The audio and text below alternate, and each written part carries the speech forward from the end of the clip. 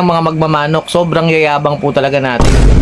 Yo, what's up? It's your boy Kigi once again. At syempre, dito na naman tayo ngayon sa episode. At etong episode na to is syempre ako as sa simulat sa pool pa lang ng Expo ay nandoon na po. So nagsimula po kami niyan nung way back 2014 pa lang. At doon pa yan, ang naalala ko is doon pa yan sa Mega Mall. So mga kasama namin dyan, mga babuyan, kambing, tapos sila Sir Manny Berbano, Joey C, sila Tata, yung sa Roligon, nakalimutan ko na yung mauna. Pero anyway, sila nga po yung mga matatagal na. At syempre ito, dahil usapang mainit at pinag-uusapan talaga ng mga kasama natin sa industriya. So syempre ako po, actually it's a joke lang naman na sinabi natin na buy and sell game farm tayo. Pero yun nga, may mga intindihin din natin yung mga possibilities na nangyayari. Kasi yung mga nagbebenta na yan ng sabihin na natin na manok, tapos pinapangalan nila, syempre yung mga customer nila na bumibili na hard-earned money nila, na pinag-ipunan nila kasi nga dahil idol na yung tao, gusto nilang makabili ng magandang materyales, tapos yung materyales na makukuha nila sa alagaan nila dahil proud sila, dahil ganyan ang mga magmamanok, sobrang yayabang po talaga natin kung tutusin, aminin na lang po natin sa hindi. Talagang kung pag nanalo po tayo, iba naman sa mga big time. Dahil pagka nanalo ang big time, we celebrate, then we move on. Pero pag kayong mga simpleng magmamanok lang ho, na talaga naman ay lumalaban sa gitna, hindi naman, sabi na 2 hits, 3 hits, yung mga ganyang patimpalak na yan, pagka nagkwento ho yan sila, sa halos umabot ang 1, 2, 3 buwan, talagang yun pa rin ang kwento nila. Dahil talaga naman, doon ho sila ginaganahan.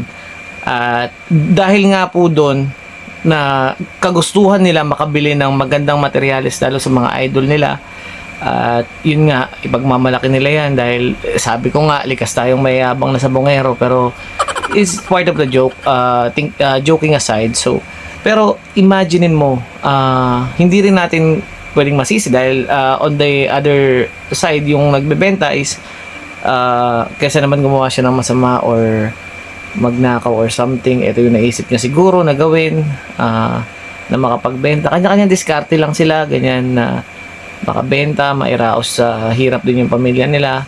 Pero yun nga po, ang sinasabi ko, wala naman akong pinapanigan dahil syempre ang kagustuhan natin lahat, ako rin naman ay bumibili rin po ng manok dahil alam ko na yung bibilahan ko ng manok is talagang matitibay. So syempre po, maging wise po tayo sa paggastos ng pera, lalo na especially yung pera na yan is para dun sa ating aalagaan na manok. So dapat maging mapag-imbestiga tayo, mapagmatsyag, diba? Nasa atin pa rin po ang huling say kung bibilin natin yan or hindi. So dun po kasi sa mainit na issue ngayon na kinakaharap natin, dahil nga may nagbenta raw sa Expo dito sa Clark, at then nung binerify yung wing ban is sa ibang nakaregister. So syempre it's a red flag agad dun sa ating mga magmamanok, sa mga kasama natin sa industriya, 'di ba? So ang kagandahan daw po ngayon sa mga darating na Expo is etong darating na Expo na mga susunod pa, like yung Fiesta sa August 15, 16, 17 yan, nakapag-plug pa tayo. So yan, magkakaroon siguro sila ng gap booth para ma-verify po kung talaga pong para sa kanila po ba talaga tong manok na to or hindi, or nakaregister sa iba. So yun ang naging matinding issue ngayon, na talaga naman ay pinag-uusapan sa industriya ng pagbamanok. So magandang simulain, magandang idea yun. Siyempre for transparency na rin po ng mga mamimili at siyempre ng mga nagtitinda. So isa po yan magandang halimbawa at nagagawin Sir Taxman Game Farm ni Sir Mau Asierto. Ang ganda po na idea na yan at suportado at saludo rin po ako dyan. So sa mga bibili po, inuulit ko, ang gawin po natin maging mapagmatsyag, i-double check nyo hanggat maaari yung manok na bibili nyo, kasi alam ko hard-earned money nyo yan. So yun lang naman talaga dapat natin gawin dito sa Expo, kasi actually naging tradisyon na yan before pa. So may mga nagtagumpay, nakikita ko pa rin naman sila na nandiyan pa rin sa Expo. Meron naman na wala na, hindi ko na rin nakikita sa Expo.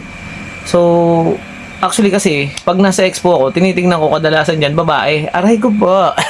Pero hindi, joke lang. Siyempre, titingnan natin materyales kasi matitibay, magaganda yung mga manok ng mga kasama natin sa industriya like Sir B-Boy, Marlon Esculin Brothers, at ng iba pa. Siyempre, ang mga bagong lumalabas ngayon na pumuputok. Actually, sila Sir Junpei, matagal na rin yan.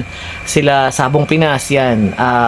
Matagal na rin po ngayon. Actually, matagal na rin si Sabong Pinas na maraming manok. So, hindi natin siya maililink sa ganitong kaso kasi nga makita nyo naman nagpapawing ban yung tao, di ba? So maraming baguhan sa industriya na nagbebenta sa expo. So yun lang naman, i-check nyo, i-verify nyo kung ano yung dapat yung bin kasi kayo rin naman yung magsasuffer niyan in the future. Pero dahil nga hindi nyo alam na parang ninanakawan na kayo at niloloko kayo, maganda pa rin yung idea ni Boss Mau na magpa-verify, nagkaroon ng booth dun sa expo at pa-verify ang wing band, di ba? So, yun lang guys. At yun nga pala guys, ang mga susunod na expo na pupuntahan natin na Ichiboy Kigi is etong Fiestag, darating na August. And September meron din, may Kamsur, and then at the same time meron pang San Pablo Expo, malakas din to guys. Wag niyo i-miss out ang San Pablo Expo kasi napakadami pong sikat din na pupunta diyan, di ba? Red Game Farm, Sunny Lagoon, Sabong Pinas, Sir B-Boy, pakadami pang iba. At syempre ang PBF, 'di ba? So yun na yung November gaganapin. So Philippine Breeders Festival, okay?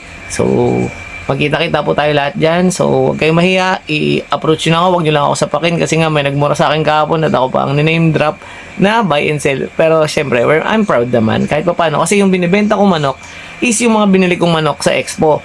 So, yung mga manok na yun, nangingitlog yun. So, yung nangingitlog nun, yun ang binibenta ko. So, yan, aminado ako dyan. Kasi bumibili ko ng manok sa expo, Sir B-Boy, Sir Marlon Esculin, binibili ko yan.